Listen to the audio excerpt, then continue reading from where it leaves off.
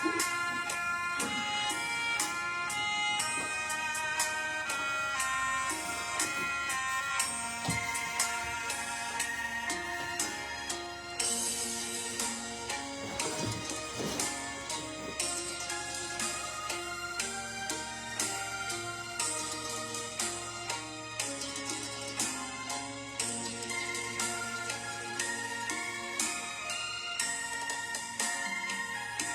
อกบัวดอกหนึ่ง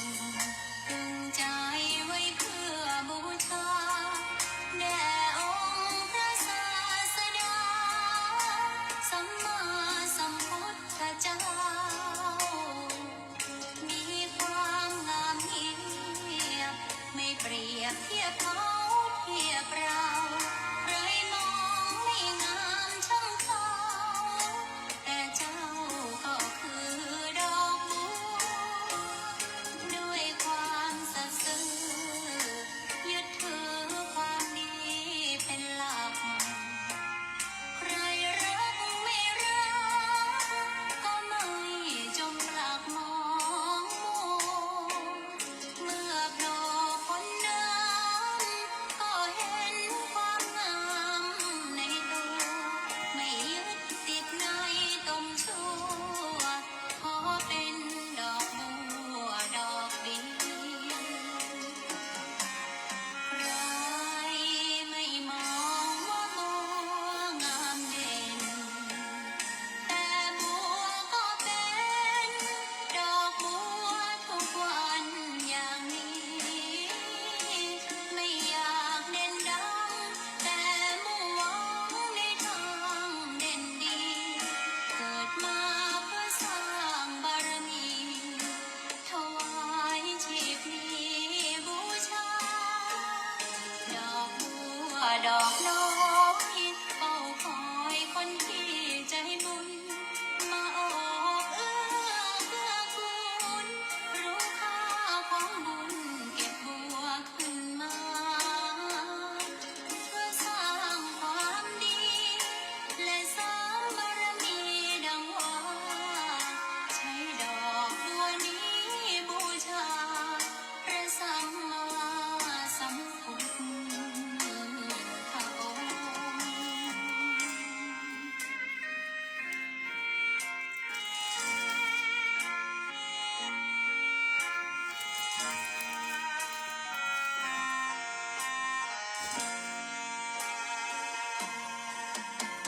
ใครไม่มองว่าบัวงามเด่นแต่บัวก็เป็นดอกบัวทุกวันอย่างนี้ไม่อยากเด่นดังแต่มุ่งหวังในทางเด่นดีเกิดมาเพื่อสร้างบารมีถวายชีพนี้บูชาดอกบัวดอกน้อยเฝ้าคอยคนที่ใจบุญมาออกเอื้อเพื่อคุณรู้ค่าของบุญเก็บบัวขึ้นมาเพื่อสร้างความดีและสร้างบารมีดังว่าใช้ดอกบัวนี้บูชาพระสัมมาสัมพุทธองค์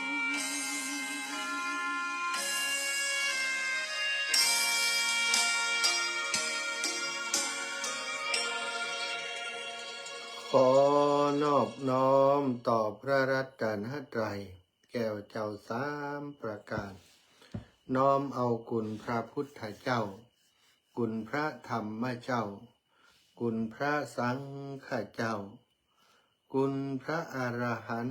ตเจ้าอริยสงฆ์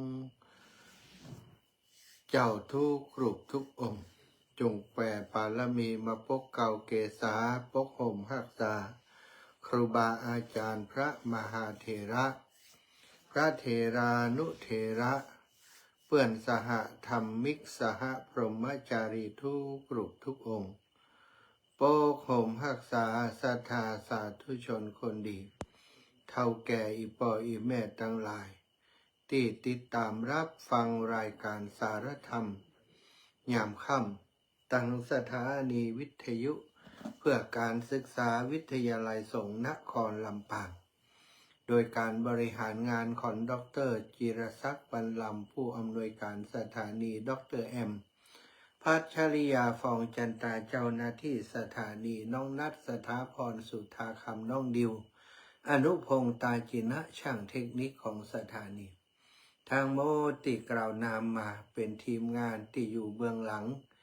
การทำงานการจัดรายการในทุกๆวันของครูบาอาจารย์ทุกรูปทุกองค์ตั้งสถานีของเราแห่งนี้ ต้องขอขอบคุณเป็นอย่างสูงเพราะทุกคนทำงานโดยความเสียสละทำงานเพื่อประโยชน์ของการเผยงานเผยแผ่พระพุทธศาสนาเนาะบ่ได้มีการจ้างรางวัลบ่ได้มีเงินเดือนให้เพื่อนแต่ประการใดสถาวันนี้พบปะกันอาตมาภาพพระมหาสมชาติชาตปัญโยวัดบรรพตสถิตรายงานตัวรับผิดชอบดำเนินรายการทุกวันจันทร์อังคารวันพฤหัสวันศุกร์วันเสาร์ยกเว้นวันพุธและวันอาทิตย์2 วันเนาะสตาร์ในเวลา19ถึง20 นาฬิกาก็จะมานั่งเจ้อแจ้วเจรจาอุจากับสถาอีพ่ออีแม่นะเรียกรายชื่อรายการว่าสารธรรมก็คือสิ่งที่เป็นสาระต่างๆเรื่องราวต่างๆที่เป็นประโยชน์ที่เป็นสาระต่อการดำเนินชีวิตของหมู่เฮาทั้งหลายก็นำมาสนทนาอุจากันเนาะวันนี้พบปะกันวันที่16นะวันที่16เดือนธันวาศักราชพระพุทธาเดือน2568พระวรรษาวันนี้ไผมีข่าวดีพ่อง แจ้งให้ทราบตัววันนี้วันที่16หลายคนนะก็เป็นความหวังของคนจน บางครั้งบางทีมันก็ทำให้หลายคนเนาะเกิดปัญหาเหมือนกันนะเพราะว่าเงินทองที่เอาไปลงเอาไปเล่นนั้นเป็นเงินที่จะเอามายิบจ่ายใจสอยพอไปเล่นเหียเงินใจสอยก็บ่มีต้องกู้ต้องยืมเป็นหนี้เป็นสินก็มีมากมีหลายก่อนระมัดระวังเอาเนาะตัวไปตัวมันเนาะสตา บ้านโป่งเทวีท่านวุฒิชัยอุปเลิศผู้อาจารย์ของบ้านโป่งทีวีเข้ามารับชมเจริญพรเนอะทุกคนที่เข้ามารับชมต่าง Facebook ไลฟ์ตัวเอาละพบปะกันแล้วบ่าวอูพูดพร่ำทำเพลงปาศรัทธาญาติโยมทำความดีแรกก่อนไหว้พระสวดมนต์ทำวัดเย็นด้วยกันเนอะกราบพระพร้อมกันกราบ1พุทโธเมนาโถกราบ2ธัมโมเมนาโถกราบ3สังโฆเมนาโถ อิมินาสากาเรนะพุทธังอภิปูชยามิอิมินาสากาเรนะธัมมังอภิปูชยามิอิมินาสากาเรนะสังฆังอภิปูชยามิอะระหังสัมมาสัมพุทโธภะคะวาพุทธังภะคะวันตังอภิวาเทมิกราสวากขาโตภะคะวะตาธัมโมธัมมังนะมัสสามิกราสุปฏิปันโนภะคะวะโตสาวกสังโฆ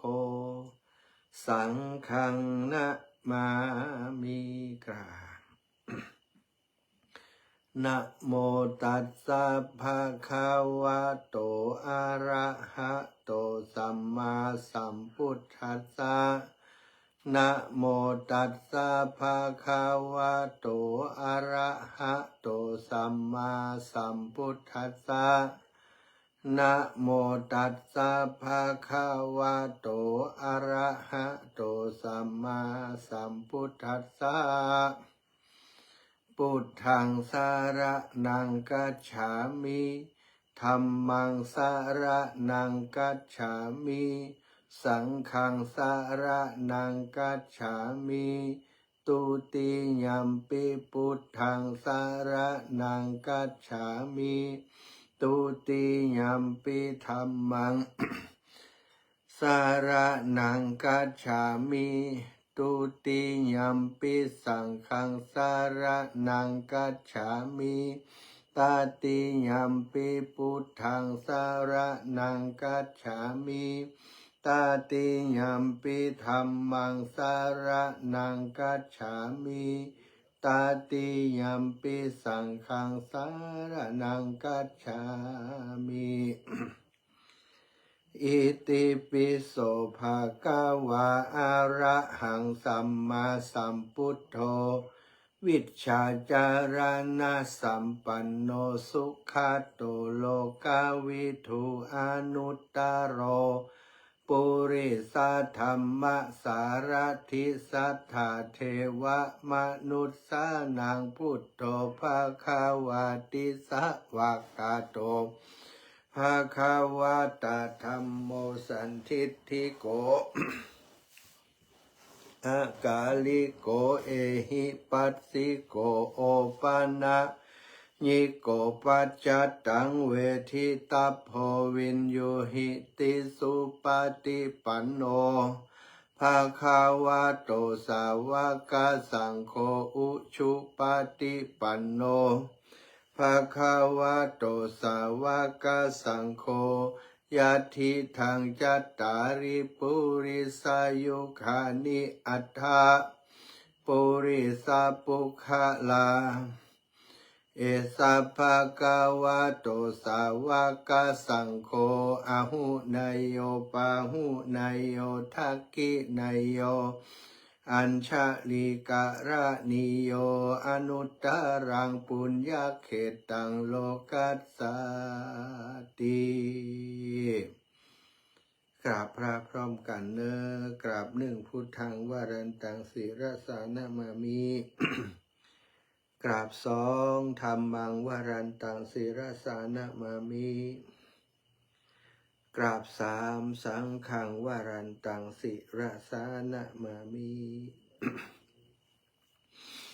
ไหว้พระสวดมนต์ทำวัดเย็นโดยกันเรียบร้อยแล้วเนาะต่อไป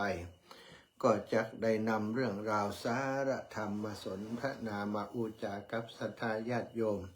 โยมป่อโยมแม่ตั้งหลายตีฟังรายการสารธรรมยามค่ำทางสถานีวิทยุเพื่อการศึกษาและสถานีวิทยุเพื่อการศึกษาศาสนาวัฒนธรรม 104.50 เมกะเฮิรตซ์วัดฝ่ายหินมี2 สถานีที่ออกอากาศเมื่อค่ำยามแรงนี้เนาะต้องขอบคุณในเมตตาครูบาอาจารย์โดยเฉพาะท่านพระครูสมุวิสุวัฒน์วรกิจโจผู้อำนวยการสถานีวิทยุวัดฝ่ายหินเนาะก็ได้เชื่อมสัญญาณก็สัญญาณไปให้พี่น้องตังเจียงใหม่ตังลำปูนตังหลายพื้นที่ได้รับฟังตังสถานีของท่านอาจารย์ก็ถือว่าเป็นกัลยาณมิตรเป็นกัลยาณธรรมเป็นครูบาอาจารย์เตียตมาภาพเคารพนับถือเนาะต่างมีอายุเท่าเดียวกันสถานแต่ว่าพรรษาการท่านอาจารย์บวชมาตั้งแต่เมื่อนานแล้วเนาะตั้งแต่เป็นสามเณรนะแล้วก็อุปสมบทแล้วก็ได้มาศึกษาเล่าเรียนตัง วิทยาลัยสงฆ์นครเชียงใหม่แล้วก็เลยลวดอยู่เชียงใหม่ จนฮอดปัจจุบันนี้ท่านอาจารย์เป็นคนมั่นคงทำอะไรยังก็ทำโดยความตั้งอกตั้งใจขอบคุณท่านอาจารย์เป็นอย่างสูงเด้อครับ สถาพบปะกันวันนี้เนาะก็จะอูดจากถึงเรื่องความดีคุณงามความดีหรือว่าสิ่งที่มนุษย์คนที่เกิดมาแล้วก็อยากจะเป็นมนุษย์ต้องทำทำไมบอกว่าคนเกิดมาอยากเป็นมนุษย์คนเฮาถ้าเกิดมาเป็นคนก็ซนก็เป็นสัตว์ชนิดหนึ่งสถานมีเผ่าพันธุ์ที่ใกล้เคียงกับคนพวกลิงพวกอะไรอย่างต่างๆนี่ก็มี การเคลื่อนไหวการเดินการอย่างแม้กระทั่งการกินการอย่างต่างๆก็เหมือนกับคนเนาะสัตว์บางชนิดบางจำพวกอย่างอุลังอุตังนี่เหมือนคนนะสัตว์ มันคิดได้เยอะได้หลายอย่างนะสัตว์ตัวนี้นะแต่ว่ารวมความแล้วก็คือถ้าอู้ถึงเรื่องปัญญาเนาะปัญญาประดิษฐ์หรือว่าคิดที่แยบยลต่างๆนี้หันจะมีมนุษย์นี่แหละที่เป็นเผ่าพันธุ์ที่ใจสติปัญญาในการดำเนินชีวิตได้วิชาความรู้ในการดำเนินชีวิตในการเอาตัวรอดในการเกิดมาบนโลกใบนี้มนุษย์คนถ้าพัฒนาตนดีก็จะเข้าสู่ความเป็นมนุษย์มณอุสยะมนุษย์แปลว่าผู้มีใจสูงสถามนุษย์แปลว่าผู้มีใจสูงคนที่จะมีใจสูงได้ก็คือคนที่ทำคุณงามความดีมีธรรมะประจำจิตประจำใจจึงจะได้ชื่อว่าเป็นผู้ที่มีใจสูงเนาะศาสนาก็เป็นสิ่งหนึ่งที่ทำหน้าที่เป็นเหมือนเข็มทิศที่ชี้ทางชี้ช่องบอกทางคือสำหรับคนที่ต้องการเข้าถึงความเป็นมนุษย์แล้วก็สามารถในชีวิตของมนุษย์นั้นมีหลายระดับด้วยกันสถาแล้วแต่ว่าเราต้องการใช้ชีวิตไปในระดับไหนก็จะต้องฝึกฝนตัวเองให้ไปอยู่ในระดับที่เราต้องการชีวิตของมนุษย์นั้นสามารถฝึกฝนได้หลายๆเรื่องอย่างกีฬาเนี่ยศรัทธาญาติโยมบางคนก็ ชอบกีฬาแต่ว่าชอบประมาณว่าเล่นบ่ชอบบ่ชอบจริงจังอะไรอย่างแต่บางคนนี่ชอบถึงขนาดที่ต้องเล่นต้องฝึกฝนคือเก่งกาจสามารถเอาชนะคู่ต่อสู้เอาชนะคนอื่นๆได้เป็นที่หนึ่งเป็นถึงความเป็นเลิศในกีฬาด้านนั้นๆบางคนฝึกฝนแต่ว่าความอดทนมีน้อยก็อาจจะมาถึงระดับที่เป็นสุดยอดตอนนี้เพิ่นแข่งกีฬากันเนาะกีฬาซีเกมปีนี้อย่างใดบอกกีฬาซีเกมในโลกของการสื่อสารเพิ่นก็ว่ามีปัญหาหลายอย่าง ระบบการจัดงานการทำงานมีข้อผิดพลาดหลายอย่างอาตมาภาพนี้บอกฮู้เลยว่าเพิ่นแข่งซีเกมในประเทศไทยตกข่าวซะท่าข่าวจะน้อยไปหรือว่าเฮาสนใจข่าวสารน้อยไปก็บ่แน่ใจนะปกติแล้วสมัยก่อนนี้มันจะมีการประโคมข่าวอย่างคึกโคมอยู่เนาะทางวิทยุทางทีวีทางอย่างต่างๆเพิ่นจะมีถ่ายทอดมีอย่างต่างมีกิจกรรมต่างๆสนับสนุนให้คนดูถ่ายทอดทุกแมตช์การแข่งขันแต่ปัจจุบันนี่รู้สึกว่ามันอ่อนไปการประชาสัมพันธ์การนี้อ่อนไปเลยบอกค่อยได้รู้กีฬาสถาเป็นการสร้างความสามารถทำความสามารถของตัวเองคือไปถึงจุดสูงสุดก็ต้องอาศัยการฝึกฝนเดิมทีเขาก็ไม่ได้เก่งอย่างที่เขาหันแข่งขันน้องบิวนักวิ่งนี่ซ้อมวิ่งสถาญาติโยมฝึกฝนการวิ่งออกกำลังกายมาตั้งแต่น้อยๆแล้วก็พยายามสร้างกล้ามเนื้ออย่างต่างๆที่มันจะมีประโยชน์ในการวิ่งอยู่เป็นผู้ที่มีระเบียบมีวินัยมีความอดทนในการฝึกฝนเยอะมากสุดท้ายก็ประสบความสำเร็จมนุษย์คนทุกคนถ้าฝึกฝนยังก็จะได้ตามที่ต้องการที่มีเป้าหมายของชีวิตทุกคนของมนุษย์ทุกคนก็คือเป้าหมายเพื่อจะไปสู่ความสุขความสบายที่สุดในการใช้ชีวิตในความเป็นมนุษย์ในความเป็นคนสิ่งที่จะทำให้เรามีความสุขความสบายในการเป็นมนุษย์ในการเป็นคนก็คือเราจะต้องมีเครื่องมืออย่างหนึ่งที่เรียกว่าการทำคุณงามความดี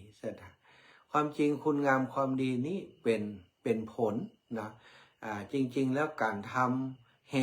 หตุของคุณงามความดีก็มีการทำทานการช่วยเหลือผู้อื่นการให้ทานการรักษาศีลการเจริญสติภาวนาอันนี้เป็นบ่อเกิดแห่งคุณธรรมหรือว่าคุณงามความดีถ้าเฮาบ่ทำเนาะสถาเฮาบ่ทำคุณงามความดีเฮาบ่ทำทานเฮาบ่ให้ทานเฮาบ่รักษาศีลเฮาบ่เจริญสติบ่ทำภาวนาความดีมันก็บ่เกิดขึ้นสถาความดีที่เฮาต้องการมันก็บ่เกิดขึ้น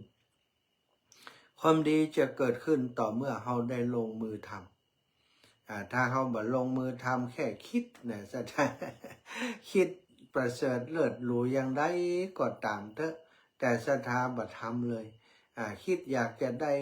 ดีอยากจะเป็นคนที่มีจิตใจสูงมีจิตใจมีจิตใจเสียสละเป็นคนที่บัตนีทีเหนียวแต่เฮาบ่เคยฝึกฝนในการที่จะหรือว่าในการที่จะแบ่งปันสิ่งต่างๆแก่คนรอบข้างหรือว่าคนอื่นที่เฮาบ่รู้จักศรัทธาเฮาบ่เคยฝึกฝนเลยแต่เฮาก็ต้องการเป็นคนที่เสียสละเป็นคนที่คนอื่นยกย่องสรรเสริญว่าเป็นคนมีน้ำใจเฮาอยากให้เป็นอย่างนั้นแต่เฮาบ่ทำเมื่อบ่ทำศรัทธาญาติโยมความดีก็บ่เกิดขึ้นความดีจะเกิดขึ้นต่อเมื่อเฮาได้ลงมือทำบางสิ่งบางอย่างที่มันเป็นมูลเหตุของความดีซึ่งในกุศลกรรมบท10ประการได้กล่าวถึงทางแห่งการทำความดีไว้10ประการด้วยกันหนึ่งในนั้นก็คือทานการเสียสละการให้ทานการรักษาศีลการเป็นผู้อ่อนน้อมถ่อมตนการเป็นคนที่สนใจฟังน้ำฟังธรรมการที่เป็นคนขวนขวายในบุญทานในกิจกรรมงานบุญงานกุศลการเป็นผู้ที่เสวนาสนทนาธรรมอยู่เป็นนิดเป็นผู้ที่หุมฟังธรรมอยู่เป็นประจำเป็นผู้ที่มีความหันถูกหันตรงหันถูกอย่างใดหันตรงอย่างใดหันถูกว่าทำดีดีทำชั่วชั่วสัตว์ทำดีได้ดีทำชั่วได้ชั่วถ้าเราทำดีความดีก็จะตอบย้อนมาหาเราความดีที่ว่านั้นก็คือเช่นว่าการเฮาฮื้อตานศรัทธาสิ่งแรกที่เฮาจะได้ก็คือเฮามีความสุขใจที่ได้เสียสละบางสิ่งบางอย่างช่วยเหลือผู้อื่นหันคนอื่นในกรณีที่ว่าสมมติว่าคนอื่นบ่มีเสื้อผ้าใส่เสื้อผ้าไหลกับน้ำไปหมดหนาวสั่นงอนโอ้เฮามีเสื้อผ้าอยู่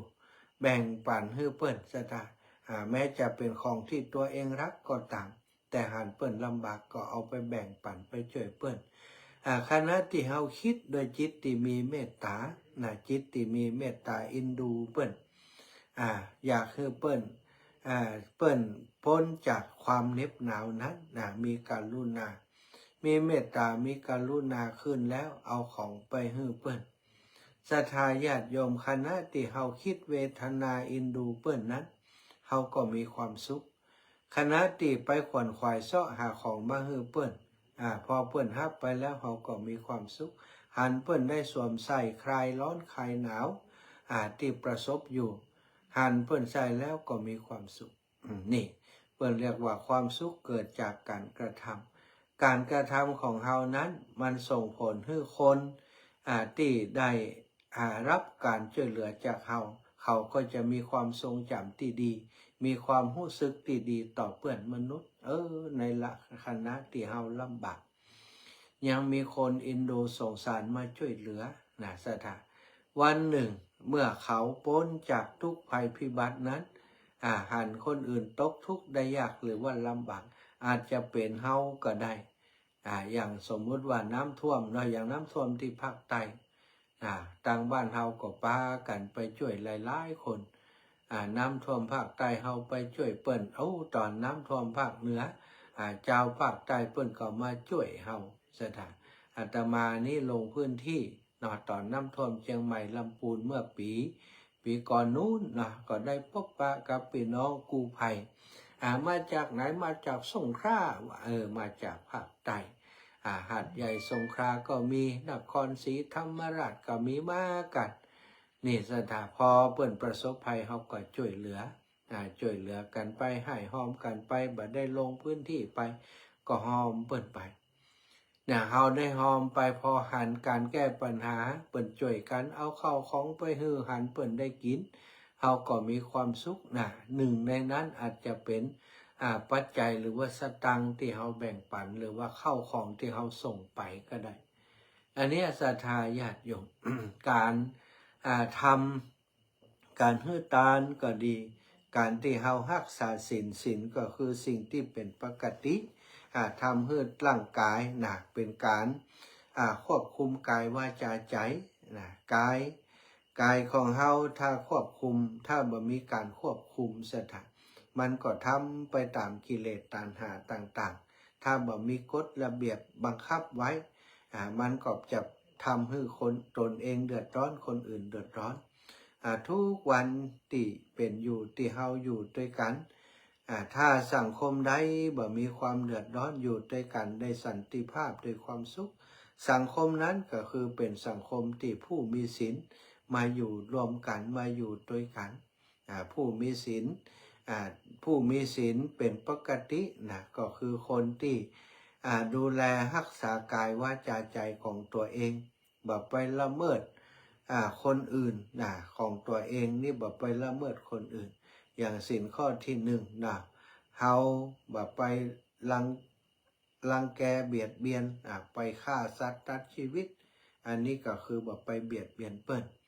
ชีวิตของเขาก็บ่ได้รับความเดือดร้อนตัวของเฮาเมื่อบ่ได้เบียดเบียนไผมีแต่ความเมตตาอยู่ที่ไหนก็มีความสุขคนมีเมตตาศรัทธา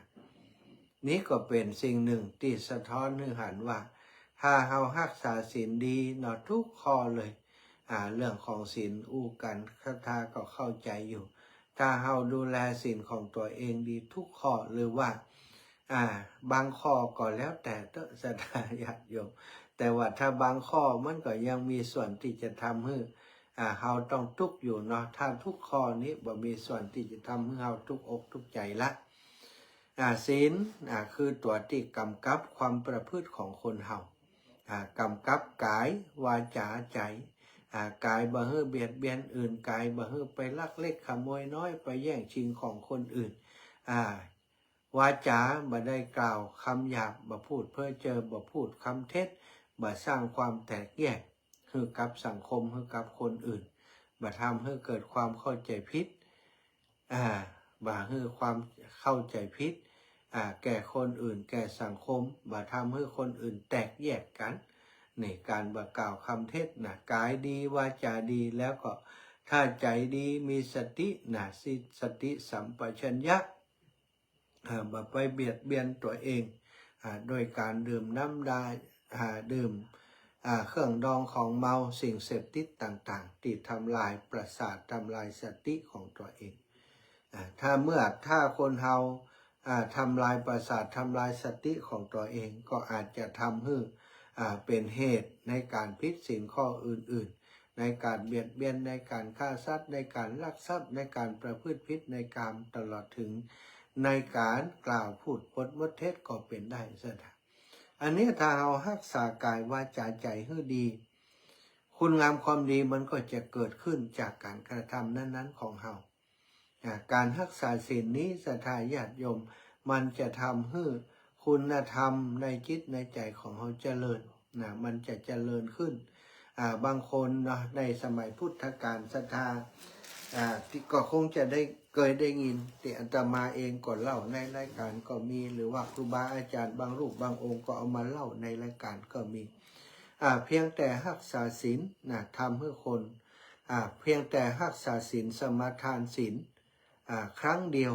ทำให้คน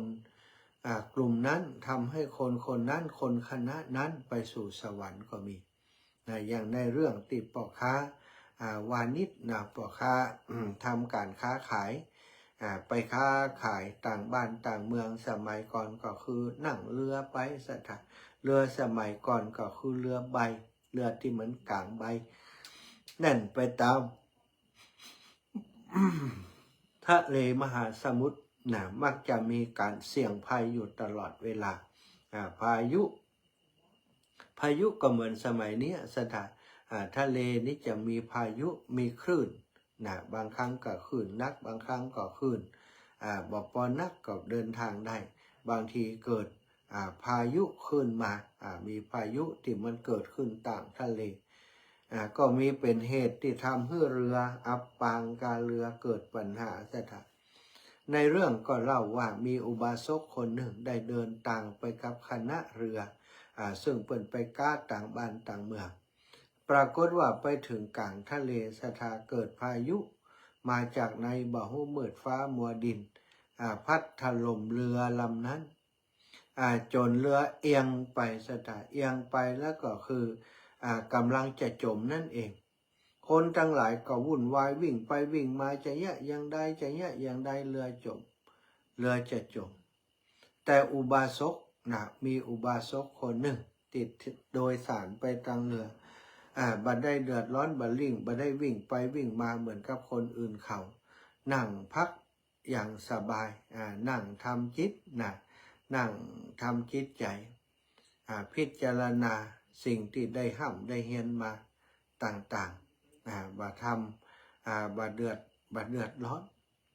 บ่วิ่งไปวิ่งมาเหมือนคนอื่นๆคนในเรือก็สงสัยก็เลยได้ถามว่าท่านบุรุษเสื้อขาวนี่ท่านบ่กลัวกะเรือจะจมนะท่านยังบ่ทำอันอย่างสักอย่างเพื่อจะเอาตัวรอดนะคนทั้งหลายเปิ่นวิ่งไปวิ่งมาวุ่นวายท่านนี้เหมือนกับทองบ่หูร้อนเดี๋ยวก็จะตายกันนะอุบาสกคนนั้นก็บอกว่าตอนนี้สถานการณ์อย่างที่ท่านก็หันเฮาก็หันนั่นแหละตอนนี้มันมีอย่างเดียวเท่านั้นเรือจะต้องจมลงแล้วหมู่เฮาทั้งหลายก็จะต้องจมไปกับเรือซึ่งชีวิตของคนเฮาสุดท้ายก็เป็นอย่างนี้แหละเฮาบ่ตายวันนี้ก็ตายวันพรุ่งนี้ชีวิตของเฮาก็เป็นธรรมดาจะต้องแตกตายไปเป็นธรรมดาวันใดก็วันหนึ่งแต่ขณะนี้เฮาท่านทั้งหลายจะทำอย่างไรท่านวิ่งไปวิ่งมาทำอะไรอย่างใดพ่องเฮาบ่ได้หวั่นไหวต่อความตายที่จะมาถึงคนทั้งหลายก็แปลกใจก็ถามว่าท่านทำไมท่านถึงบ่กลัวเลยกับความตายนี้อุบาสกคนนี้ก็บอกว่าเฮาเป็นศิษย์ของพระพุทธเจ้าพระพุทธเจ้าได้สอน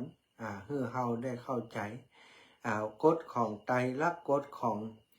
ของธรรมชาติมีอยู่3อย่างด้วยการเกิดแก่เจ็บตายแล้วก็อนิจจังทุกขังอนัตตานี่เป็นเรื่องธรรมดาที่เฮาท่านทั้งหลายจะต้องประสบอีกอย่างหนึ่งที่เฮาบ่หวั่นไหวเพราะว่าอย่างใดก็ตามเฮาตายวันใดก็ตามเฮาจะได้ไปสู่สุขติเฮาจะได้ไปสู่สวรรค์คนทั้งหลายก็ถามว่ามั่นใจอย่างใดท่านจะได้ไปสวรรค์อุบาสกก็บอกว่าเฮาเป็นผู้รักษาศีลรักษาศีลตั้งแต่นับถือพุทธศาสนานับถือพระพุทธเจ้าพระธรรมพระสงฆ์เป็นสรณะเป็นที่พึ่งเฮาเป็นผู้รักษาศีลดีแล้วคนหมู่นั้นบอกว่าศีลคืออะไรอย่างก็ถามก็ได้ความว่าคือการรักษากายวาจาใจคือสะอาดบริสุทธิ์บ่เบียดเบียนตนบ่เบียดเบียนผู้อื่นใจกฎระเบียบของศีล5 ข้อในการดำเนินชีวิตแต่ละวันอุบาสกบอกว่าผมคิดไปจากวันนั้นจนถึงวันนี้ผมบ่เคยผิดศีลแม้แต่ข้อเดียวผมจึงบันเทิงใจมีความสุขใจเมื่อระลึกถึงศีลที่ตัวเองได้รับแล้วก็มั่นใจว่าหลังจากผมตายแล้วอับปางหรือว่าจมไปกับเรือนี้แล้วเป็นอาหารของเต่าและปลาทั้งหลายสัตว์ร้ายในทะเลทั้งหลายผมจะได้ไปเกิดบนสวรรค์คนเหล่านั้นทั้งหลาย500 คนก็พากันฟังสิ่งที่อุบาสกนั้นได้กล่าวถึงแล้วก็พากันถามว่าถ้าอย่างนั้นถ้าหมู่เฮาทั้งหลายนี้จะพึงปรารถนาซึ่งสวรรค์เหมือนกับท่านจะได้ก่อนบาสกก็บอกว่าถ้าท่านปรารถนาสวรรค์อยากไปสวรรค์ ท่านก็ต้องรักษาศีลเหมือนเฮาค่ะแล้วเขาจะรักษาอย่างใดท่านจะปั่นศีลให้เฮาได้ก็โอ้ได้ก็จะไปยากยังนะถ้าท่านตั้งใจครับนะเขาก็จะปั่นให้คนตั้งหลายก็มากันรุมล้อมที่อุบาสกท่านนั้นอุบาสกก็ให้เขานั่งลงไปคุกเข่านั่งลงไปขณะที่คุกเข่านั่งนั้นน้ำเข้ามาถึงเข่าแล้วสะดับนำมาถึงเข่าถึงขาแล้วอุบาสกก็ให้ทุกคนเปล่งวาจาถึงพระรัตนตรัยแก่เจ้าสามประการเป็นสรณะที่พึ่งอรหังสัมมาสัมพุทโธภควาพูดทางภควานตังอภิวาเทมิเนี่ยที่เฮาว่ากันถึงวันนะในเรือนั้นมีไผว่าจ้างต้องบอกจ้านะ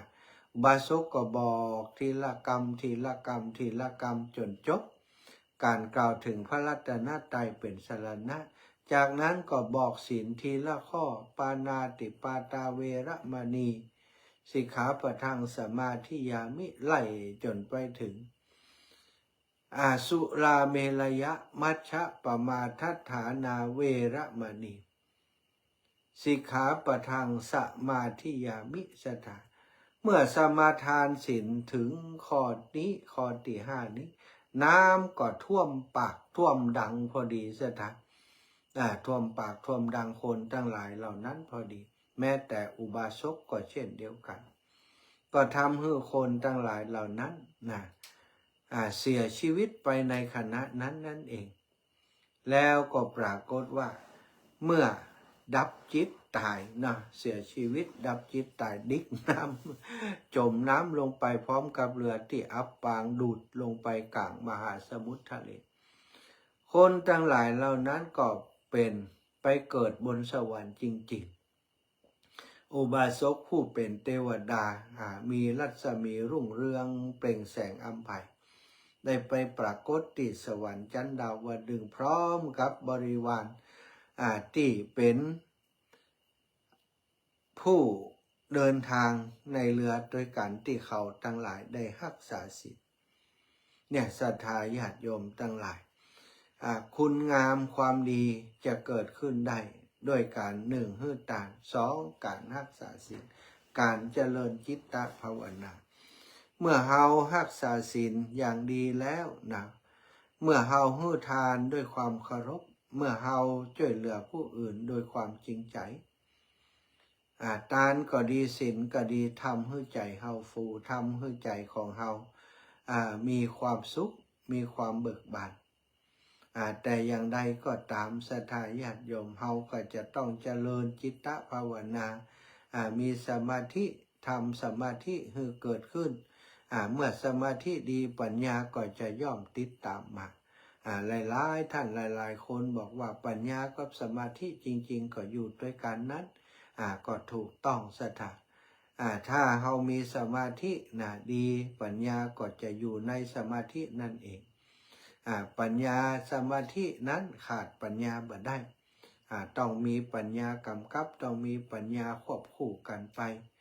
ในการทำกิจกรรมแต่ละอย่างในแต่ละวันวันนี้ก็มาชวนศรัทธาญาติโยมทั้งหลายสร้างกองบุญกองกุศลทานก็ดีศีลก็ดีภาวนาก็ดีให้เกิดขึ้นมีขึ้นในกมลสันดานในจิตในใจในตนตัวของหมู่เฮาท่านเจ้าทั้งหลายเพราะการกระทำสิ่งที่เรียกว่าคุณงามความดีหรือว่ากองหรือว่าเส้นทางแห่งกุศลทั้งหลายจะทำให้ความดีหรือว่าคุณธรรมนั้นเกิดขึ้นมีขึ้นในตนในตัวของเฮาแล้วเฮาก็จะใช้ชีวิตอย่างมีความสุขในแต่ละวันในแต่ละวันไปบ่ปอก็จะทำให้คนอื่นมีความสุขไปด้วยเฮาแหมมันฝึกฝนอบรมสร้างตนไปศรัทธาบอกว่าทานศีลภาวนาทำให้นักเข้าไว้ทำให้มากเข้าไว้อย่าไปประมาทเพราะบางครั้งบางทีถ้าเฮาประมาทศัตรูเข้ามาโจมตีเฮาถ้าเฮาประมาทกิเลสก็เข้ามาจนเฮาทำนู่นทำนี่เมื่อเฮาประมาทแล้วก็บอกเกิดเปิ้นบอกว่าความประมาทเป็นบอกเกิดแห่งความตาย ตายในที่นี้ศรัทธาญาติโยมมันมีตายหลายอย่างตายด้านกายตายด้านจิตใจด้านจิตใจถ้าเราประมาทพลั้งเผลอปล่อยสติให้คิดไปเรื่องนู้นเรื่องนี้อาจจะคิดเบียดเบียนคนอื่นอาจจะคิดอยากจะได้ของคนอื่นสิ่งเหล่านี้ก็จะทำให้จิตของเรามัวหมองหม่นหมองจิตที่หม่นหมองก็ย่อมจะมีความทุกข์เกิดขึ้นถ้าเราปรารถนาซึ่งความสุขสิ่งที่จะเป็นองค์ประกอบทำให้เราได้ความสุขก็คือการสร้างคุณงามความดีคุณงามความดีคือสิ่งที่จะต้องสร้างโดยอายักโดยทานศีลภาวนานั่นเองเนาะช่วงนี้ก็จะมีงานที่หน่วยงานองค์กรของคณะสงฆ์จังหวัดลำปางโดยเฉพาะวิทยาลัยสงฆ์นครลำปางสถาบันการศึกษาเพื่อพัฒนาพระสงฆ์องค์สังฆเจ้าให้มีเป็นสงฆ์ที่มีความรู้มีความรู้มีความสามารถได้เรียนรู้เขารู้เราได้รู้เรื่องของตั้งโลกได้รู้เรื่องของพระพุทธศาสนาอย่างลึกซึ้งในหลักสูตรต่างๆที่เปิดสอนในวิทยาลัยสงฆ์นครลำปางที่สำคัญคือวิทยาลัยสงฆ์ส่งเสริมรักษาวัฒนธรรมประเพณีอันดีงามของบ้านของเมืองเอาไว้โดยเฉพาะที่ลำปางของเราวิทยาลัยสงฆ์นครลำปางจัดการรักษาประเพณีตั้งธรรมหลวงทุกปีสถานปีที่ผ่านมาจัดที่วิทยาลัยสงฆ์ที่ก็คาปีนี้ตั้งหน่วยงานต่างๆอยากจะให้มาจัดที่ศาลเจ้าป่อดำศาลป่อองค์ดำที่ศาลลักเมืองมิวเซียมลำปางศาลากลางเก่านั่นแหละสถานนาวัดบุญญาวัดก็เลยได้มีมติจัดติหันในวันที่25-26ที่จะถึงนี้เนอะ25ก็เต็มวัน26ก็เต็มวันถึง2 วันปีนี้จัด2 วันเนื่องจากว่าถ้าวันเดียวมันกลับค่ำกลับมืดกลับดึกบ่สะดวกกับครูบาอาจารย์และก็ศรัทธาตัวปีนี้ก็เลยแยกเป็น2 วันให้เต็มไปเลยเนาะ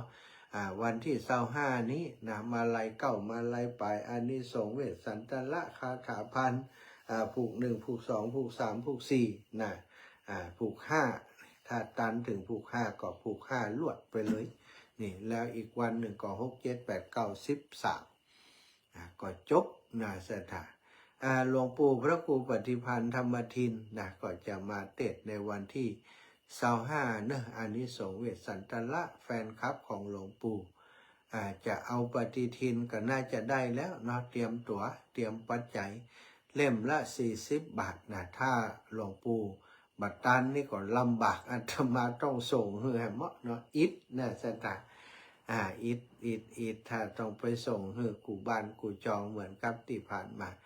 อยากจะให้มันสะดวกก็คือศรัทธาก็มาเอาในวันที่25เลยเนาะแล้วก็วันนี้มีคนที่เปิดให้หอมเพิ่มเติมมานะตะกี้แม่สุแก้วคำอ้วนอย่างเนื่องสารปีโทรมาแจ้งว่าอีแม่ฝากหอมไข่เนาะหอมไข่ที่ท่านอาจารย์บวรวิทย์บวรวิทย์ท่านอาจารย์บวรวิทย์ว่าเปิ่นจะหอมไข่2 แผงเปิ่นฝากปัจจัยมาแล้วเนาะศรัทธาญาติโยมตะกี้น้องสมจิตอินทรวิจิตนะสมจิตอินทรวิจิตแจ้งมามีคนที่เปิ่นหอมวันก่อนละแต่รายชื่อมาหาวันนี้เนาะแม่ญาติตุมมาแสนอินคำ100แม่ตุนแก้วทิพย์การเงิน100แม่จวนอินทนนท์100แม่พรธรรมจริยา100แม่เล็กสุภากาวี100สถาบันวังป้าหมู่7รวมกันได้500 บาทถมดินเนอะรายการนี้ถมดินแม่สุภาพรอินทรีย์พร้อมครอบครัวทำบุญเสา100อนุโมทนาบุญเนาะขอบคุณมากเอาละศรัทธาญาติโยมตอนนี้ก็จะเปิดสายให้ศรัทธาญาติโยมได้โทรเข้ามาเนอะช่วงนี้มาช่วยงานเนาะกับได้กลับมาที่เมืองปานมาดูงานของ ครอบครัวมาช่วยงานอยู่ที่เมืองปานยังบ่ได้กลับเด้อเนอะเอ้าเจริญพรแม่บุญนักเด้อ หา เจ้าดินดำเด้อ อ๋อแม่บุญนักวุฒิเดชเอาดิน1 ด้ามเจ้า พร้อมกันกับน้องสาว2 คนพร้อมกันขอไปทำบุญเลย โอ้ดีแล้วแม่บุญนักวุฒิเดชพร้อมกับน้องสาว เจ้าน้องสาวบอสินส่วนน้ำเลี้ยงกับกองศรีธรรมสอน ต่อคน100 บาทครบพอดีเนาะสาธุเนอะ เจ้าก็กะเจ้าจะโอนไปให้ความอันอย่างก็ปฏิทินได้มันได้เสียก้าดอก ถ้าวันที่25นี่หลวงปู่เอามาต้วยก็ได้ อ๋อแหละ เจ้าจะโอนไปให้อันติดกาดินกาอย่างนั้นนะ ปฏิทินฝั่งเต๋อเนอะ ปฏิทิน3 ใบเจ้า ฝั่งเต๋อใจเย็นๆเจ้า เจ้าโอนไปให้กาดินก่อนเนาะ เจ้าแม่เจ้าสาธุเด้อ สาธุค่ะ กำลังใจเด้อดูโลโกสาคุบาค่ะ สาธุเจ้าแม่เดี๋ยวก็จะได้เข้ารายการไปติปุ่นอยู่เนาะสตาของคลื่นสีขาว ช่วง2 ทุ่มถึง4 ทุ่มนะแต่ว่า2 ทุ่มนี้ถวายเวลาให้กับหลวงพ่อพระครูสังวรศิลาภิลักษ์นะเปิ่นได้มาเข้ารายการด้วยนะก็จะรับสัญญาณที่เปิ่นก่อนจะได้พักช่วงหนึ่ง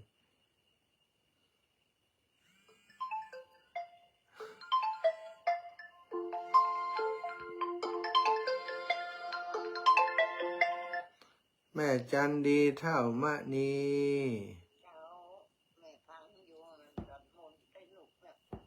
เจ้าแม่ยัง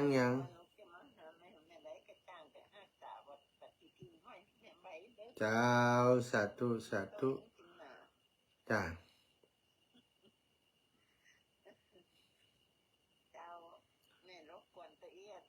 สาธุ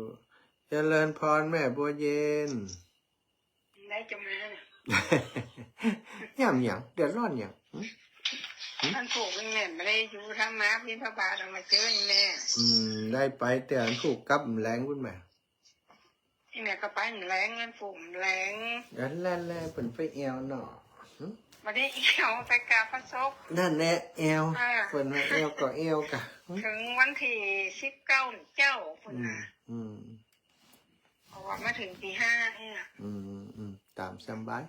เดินทางปลอดภัยนะ แล้วเจ้าที่จะไปเถินที่แม่จ้องรถ โอ้ยดีใจจั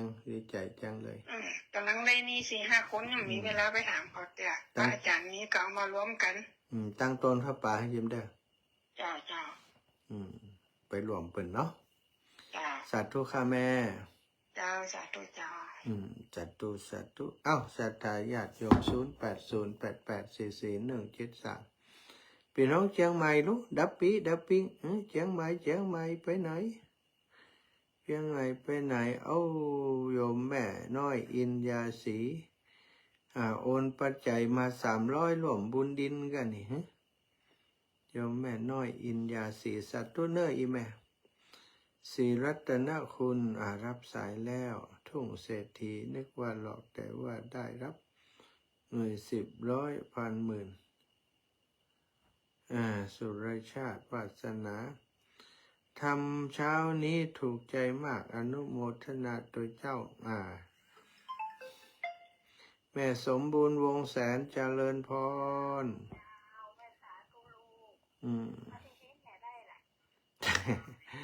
ไปถามมันเดี๋ยวมันได้ถ้ามันมาก็ได้กับมันยังมากันแต่ลูกในมุ้งมาฟัง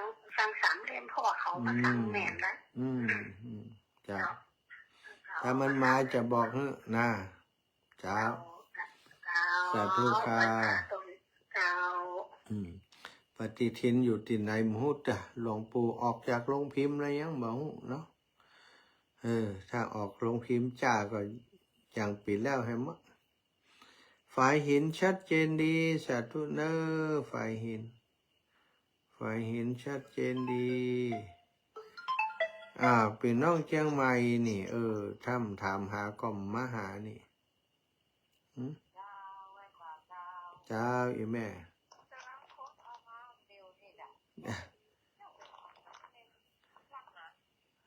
โพสต์จากไหน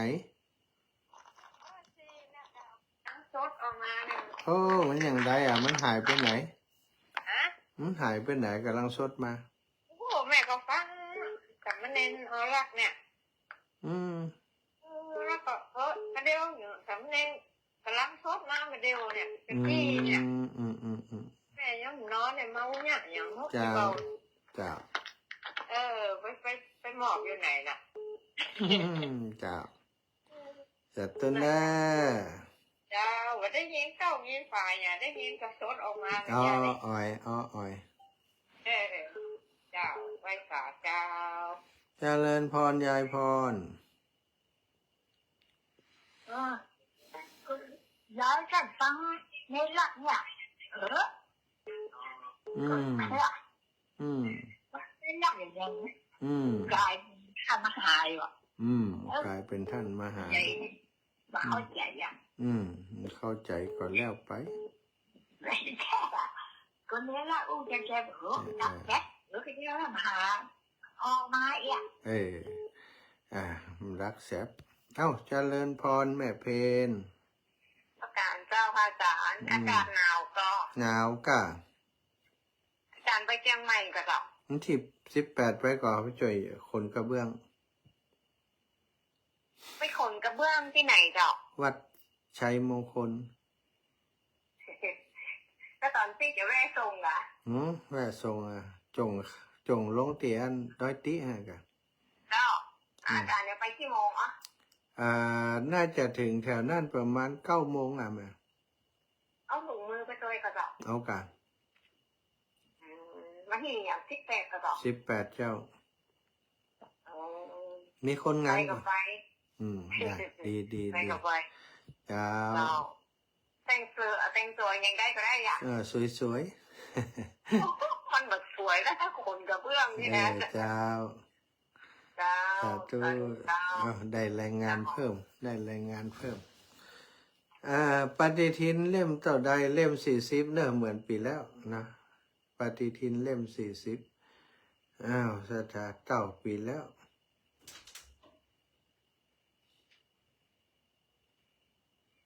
ปฏิทินเล่ม400808408730884417 โทรมาได้มาสนทนามาอู้จากันเนาะ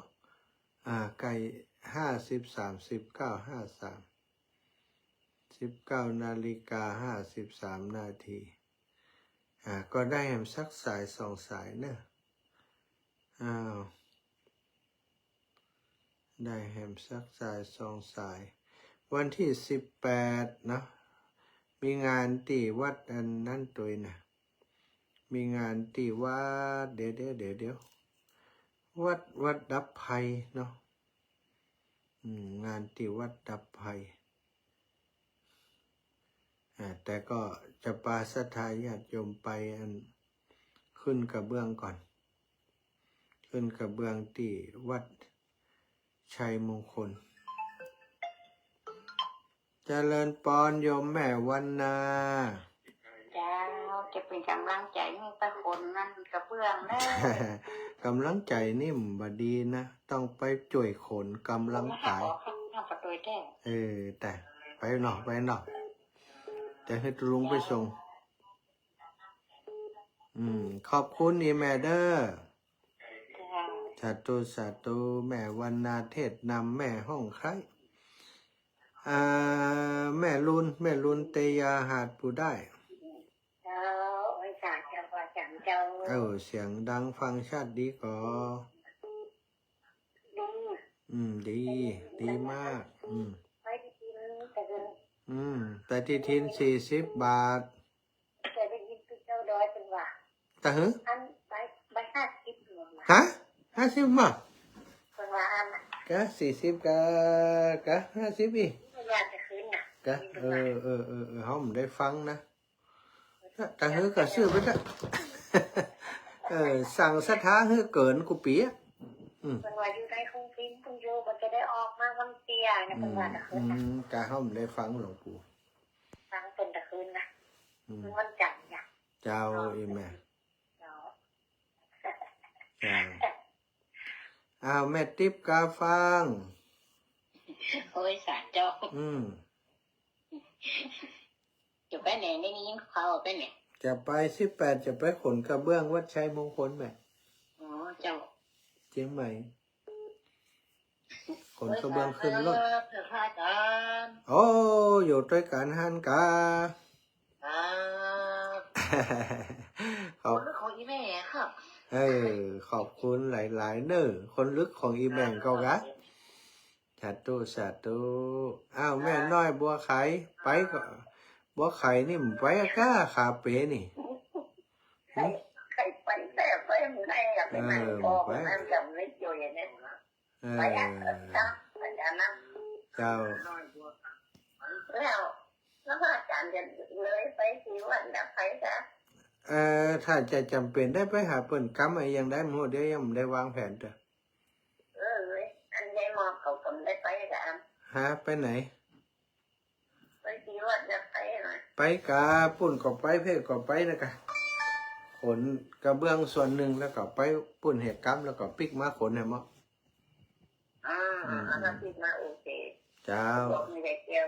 เจ้า เจ้า เจ้าศรัทธาญาติโยมเวลาหมดเวลาแล้วเนอะขออนุญาตนำรายการจากลาไปด้วยเวลาเพียงเท่านี้ขอความสุขความสัสดีจงมีแก่ศรัทธาสาธุชนทุกคนทุกท่านยัตตาโรธรรมาวัฏันติอายุวันโนสุขังพระลัง